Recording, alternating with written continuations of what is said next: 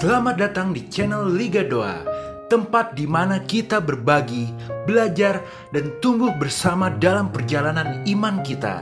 Kali ini, kita akan membahas 5 rahasia menaklukkan setiap iblis yang menggoda Anda di akhir zaman, yang merupakan lanjutan dari video ini. Rahasia 1, menjaga hubungan Anda tetap dekat dengan Yesus. Yang pertama harus kita lakukan agar selalu terlindungi dari kuasa kegelapan adalah dengan selalu menjaga hubungan kita tetap dekat dengan Yesus.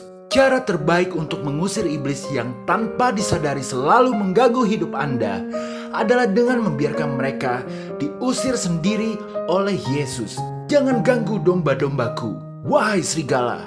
Seperti domba tidak perlu takut pada serigala jika berada dekat dengan gembala. Demikian kita hanya perlu tetap dekat dengan Yesus untuk memperoleh keamanan. Jadi rahasia terkuat untuk mengalahkan kuasa kegelapan bukan terletak pada kekuatan Anda, melainkan pada kedekatan Anda dengan Yesus. Biarkan Dia menjadi gembala yang mengusir serigala dan memberi Anda keamanan. Inilah maksud sesungguhnya dari ucapan Yesus dalam Yohanes 10 ayat 10-14. Pencuri datang hanya untuk mencuri dan membunuh dan membinasakan. Aku datang supaya mereka mempunyai hidup dan mempunyainya dalam segala kelimpahan. Akulah gembala yang baik.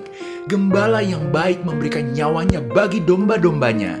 Sedangkan seorang upahan yang bukan gembala dan yang bukan pemilik domba-domba itu sendiri, ketika melihat serigala datang, meninggalkan domba-domba itu, lalu lari, sehingga serigala itu menerkam dan mencerai-beraikan domba-domba itu. Ia lari karena ia seorang upahan dan tidak memperhatikan domba-domba itu. Akulah gembala yang baik dan aku mengenal domba-dombaku dan domba-dombaku mengenal aku. Bahwa Yesus adalah gembala yang baik yang selalu mengasihi dan melindungi dombanya. Dekatlah dengan Yesus dan rasakan ketenangan dalam hidup Anda. Orang yang dekat dengan Yesus akan mengalami mujizat kesembuhan jika iblis membuatnya sakit. Orang yang dekat dengan Yesus akan menemukan jalan keluar dari masalah yang tampaknya mustahil. Orang yang dekat dengan Yesus akan merasakan kedamaian dan ketenangan di tengah situasi yang penuh dengan kekacauan. Seperti Daniel yang selamat dari gua singa karena imannya kepada Tuhan. Seperti Sadrak, Mesak, dan Abednego yang selamat dari tungku api karena imannya kepada Tuhan. Seperti Paulus yang mengalami banyak mujizat dan perlindungan dari Tuhan selama pelayanannya. Anda juga bisa mengalami pengalaman ditolong Tuhan dari serangan iblis seperti mereka. Asalkan menjaga hubungan Anda tetap dekat dengan Yesus. Sekarang, bagaimana cara mendekat lebih lagi kepada Yesus Kristus? Bagaimana agar mata kita bisa terus fokus tertuju kepada gembala kita? Untuk menjawabnya, sekarang kita masuk ke rahasia kedua, mengandalkan kuasa Roh Kudus. Seekor domba itu mendekat kepada gembala karena mempercayai suara sang gembala. Yesus memberikan kita gambaran tentang bagaimana seekor domba mengenal suara gembalanya sehingga mau mendekat. Ini adalah gambaran tentang bagaimana kita bisa mendekat kepada Yesus dengan cara mengenal suara Tuhan dan mematuhinya. Cara utama untuk lebih mengenal Tuhan adalah melalui Alkitab.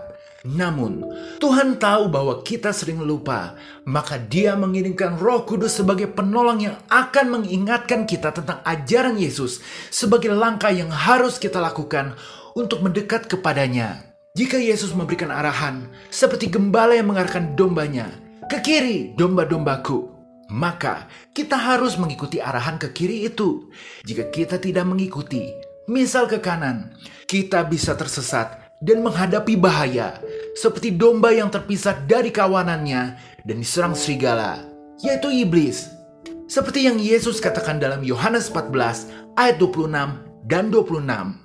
Aku akan minta kepada Bapa, dan Ia akan memberikan kepadamu seorang penolong yang lain, supaya Ia menyertai kamu selama-lamanya. Tetapi penghibur, yaitu Roh Kudus, yang akan diutus oleh Bapa dalam namaku, Dialah yang akan mengajarkan segala sesuatu kepadamu, dan akan mengingatkan kamu akan semua yang telah kukatakan kepadamu. Jadi rahasia untuk mengenal suara Tuhan bukan hanya terletak pada membaca Alkitab, tapi juga pada kepekaan terhadap bisikan Roh Kudus yang menuntun Anda pada jalan kehidupan menuju tempat perlindungan dari serangan panas si iblis. Maka demi untuk mengatasi setiap godaan iblis di akhir zaman, kita harus sering-sering menarik diri dari keributan dunia untuk mendengarkan suara Yesus melalui Alkitab dan menjadi peka terhadap suara Roh Kudus. Iblis sering menggoda kita, mengarahkan kita ke jalan yang salah hingga hidup kita berantakan. Misalnya, iblis bisa memanfaatkan orang lain untuk menipu Anda.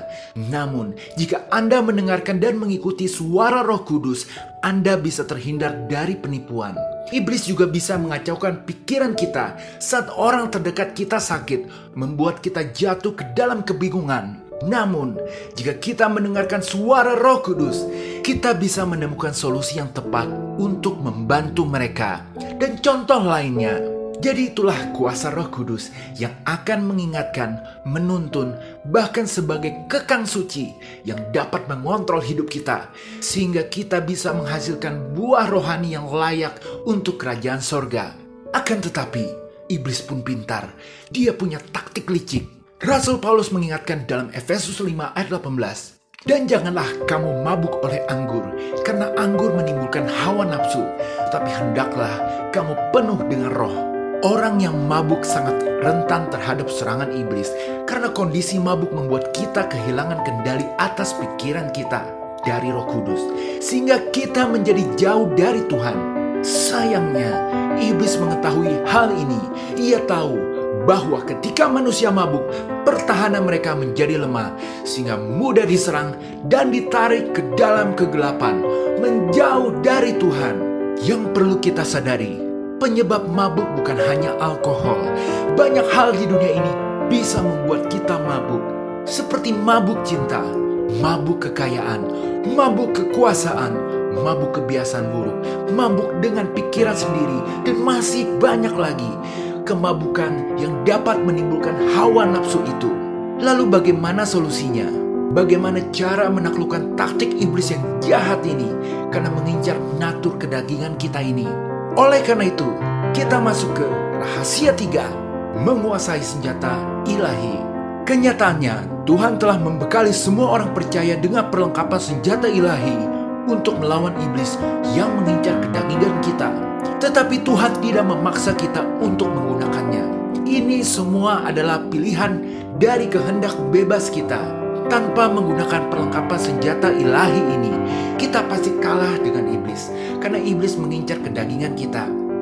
Coba Anda selidiki 3 pencobaan yang iblis serang kepada Yesus. Semuanya berhubungan dengan kedagingan manusia. Apa saja perlengkapan senjata rohani Tuhan? Mari kita baca di Efesus 6 ayat 10-17. Akhirnya, hendaklah kamu kuat di dalam Tuhan, di dalam kekuatan kuasa-Nya. Kenakanlah seluruh perlengkapan senjata Allah, supaya kamu dapat bertahan melawan tipu muslihat iblis. Karena perjuangan kita bukanlah melawan darah dan daging, tetapi melawan pemerintah-pemerintah, melawan penguasa-penguasa, melawan penghulu-penghulu dunia yang gelap ini, melawan roh-roh jahat di udara. Sebab itu, ambillah seluruh perlengkapan senjata Allah, supaya kamu dapat mengadakan perlawanan pada hari yang jahat itu, dan tetap berdiri sesudah kamu menyelesaikan segala sesuatu. Jadi, berdirilah tegap, beringkat pinggangkan kebenaran, dan berbaju sirahkan keadilan. Kakimu berkasutkan kerelaan untuk memberitakan Injil, damai sejahtera. Dalam segala keadaan, pergunakanlah perisai iman. Sebab dengan perisai itu, kamu akan dapat memadamkan semua panah api dari si jahat. Dan terimalah ketopong keselamatan dan pedang roh, yaitu firman Allah. Jadi perlengkapan senjata ilahi ini beberapa bagian, dan semuanya itu penting karena memiliki tujuan khususnya masing-masing, yakni hidup dalam prinsip kebenaran dan keadilan, taat pada kehendak Tuhan, apapun yang terjadi selalu memiliki iman, dan selalu menjaga pikiran kita dengan menggunakan firman Tuhan. Inilah senjata-senjata rohani yang harus kita terus pakai apapun yang terjadi, sehingga kita terhindar dari bahaya kemabukan yang sangat merugikan. Jika Anda merasa bingung karena jumlahnya banyak, maka pandang saja Yesus. Yesus adalah gambaran dari semua senjata perlengkapan ilahi ini. Kita bisa berusaha mengikuti apa yang Yesus lakukan selama ada di dunia ini, karena Yesus juga mengalami peperangan rohani, terutama pada saat menghadapi serangan hebat iblis di padang gurun, di mana dengan perlengkapan senjata ilahi, Yesus berhasil menang melawan serangan setan, di mana kondisi Yesus saat itu dalam keadaan berat, karena sehabis 40 hari berada di padang gurun sambil puasa pula. Tetapi itu kan Yesus yang adalah Tuhan, sedangkan kita manusia yang penuh dengan keterbatasan. Oleh karena itu, kita masuk ke rahasia 4, menyadari kekuatan doa. Rasul Paulus mengakhiri pembahasan tentang perlengkapan senjata rohani dengan seruan untuk berdoa yang kita baca di Efesus 6 ayat 18. Dalam segala doa dan permohonan, berdoalah setiap waktu di dalam roh, dan berjaga-jagalah di dalam doamu itu dengan permohonan yang tak putus-putusnya untuk segala orang kudus. Ini berarti keterbatasan kita sebagai manusia dapat diatasi dengan berdoa. Doa memiliki peranan sangat penting untuk melawan serangan iblis di akhir zaman.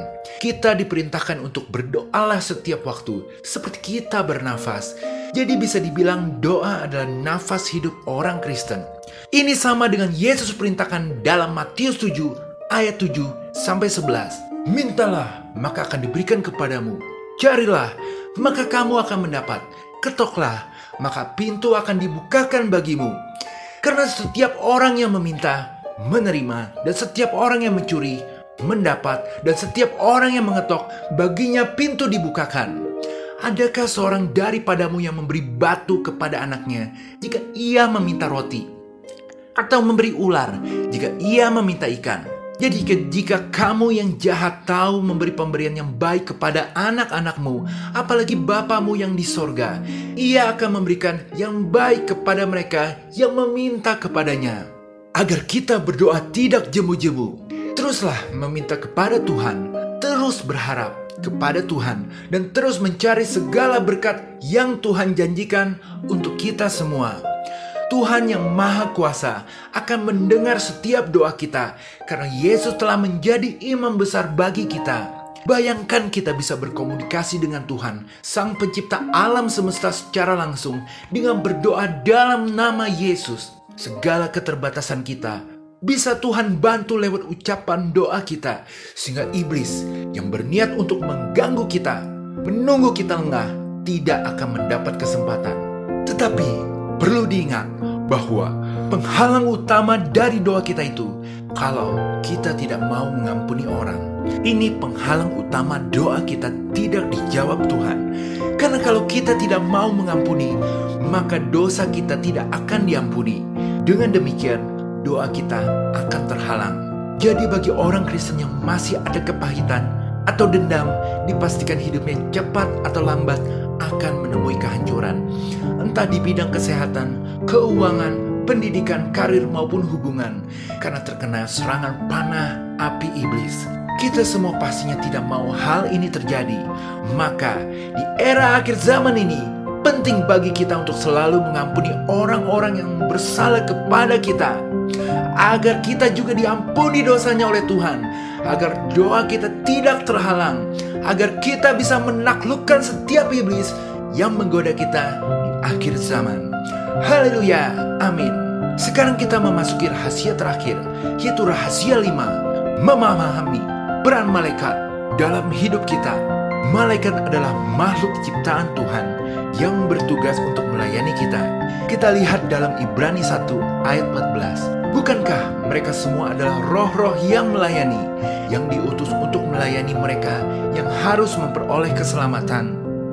Malaikat dapat melakukan berbagai tugas pelayanan kepada mereka yang sudah menerima keselamatan, yaitu kita semua orang Kristen. Ketika kita menerima dan percaya Yesus sebagai Tuhan dan Juru Selamat, maka seketika juga malaikat langsung bertugas melakukan pelayanan atas perintah Tuhan kepada kita. Karena malaikat sama seperti setan adalah makhluk roh, maka kita pun tidak bisa melihat dengan mata kita. Tapi kita dapat mengetahui seperti apa bentuk-bentuk pelayanan malaikat terhadap kita melalui Alkitab. Malaikat dapat menyampaikan pesan khusus dari Tuhan untuk kita, seperti kepada Zakaria dan Elisabet dalam Lukas 1 ayat 13. Tetapi malaikat itu berkata kepadanya, "Jangan takut, hai Zakaria, sebab doamu telah dikabulkan, dan Elisabet, istrimu, akan melahirkan seorang anak laki-laki bagimu, dan haruslah engkau menamai dia Yohanes." Malaikat dapat menjadi bagian dari pemberian jawaban atas doa kita. Ini seperti kisah Petrus di penjara dalam Kisah Para Rasul 12 ayat 7. Tiba-tiba berdirilah seorang malaikat Tuhan dekat Petrus, dan cahaya bersinar dalam ruang itu. Malaikat itu menepuk Petrus untuk membangunkannya. Katanya, "Bangunlah segera." Maka gugurlah rantai itu dari tangan Petrus. Malaikat dapat melindungi kita dari mara bahaya. Ini seperti ketika Elisa dikepung oleh tentara musuh. Namun Tuhan mengutus pasukan malaikat berapi untuk melindungi Elisa. Ini kita baca dalam 2 Raja-Raja 6 ayat 15-17. Ketika pelayan abdi Allah bangun pagi-pagi dan pergi keluar, maka tampaklah suatu tentara dengan kuda dan kereta ada di sekeliling kota itu. Lalu berkatalah bujangnya itu kepadanya, "Celaka tuanku, apa yang akan kita perbuat?" Jawabnya, "Jangan takut, sebab lebih banyak yang menyertai kita daripada yang menyertai mereka." Lalu berdoalah Elisa, "Ya Tuhan, bukanya matanya supaya ia melihat." Maka Tuhan membuka mata bujang itu sehingga ia melihat. Tampaklah gunung itu penuh dengan kuda dan kereta berapi sekeliling Elisa.